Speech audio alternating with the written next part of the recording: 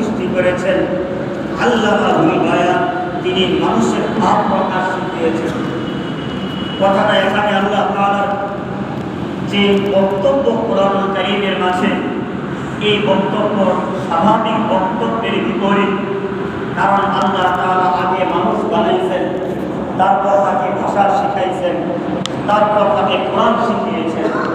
কিন্তু আল্লাহ তাআলার স্বাভাবিক এই বর্ণনা ভঙ্গি থেকে বোঝা যায় আল্লাহ তাআলা বলতেছেন, আল্লামাল কোরআন, প্রথম আমি তোমাদেরকে কোরআন শিখিয়েছি, তারপর খালাকাল ইনসান, মানুষ বানিয়েছি, তারপর আল্লামাহুল বায়ান, তারপর বায়ান শিখিয়েছি।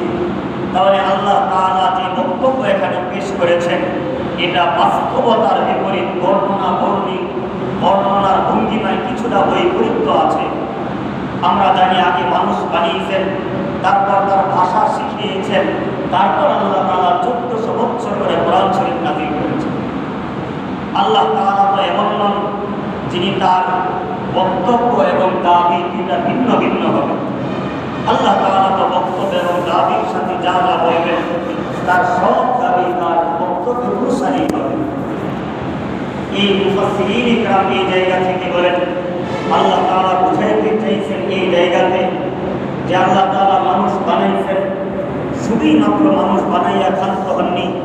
মানুষের ভিতরে আল্লাহ তাআলা যে ভাষাগত যোগ্যতা দিয়েছেন, মনের ভাব প্রকাশ করার যে মাধ্যম দিয়েছেন, এই মাধ্যমের যথা উপযুক্ত কোনো ক্যাটালগ অথবা নিয়ম তিনি দিবেন না, তা হতে পারে না।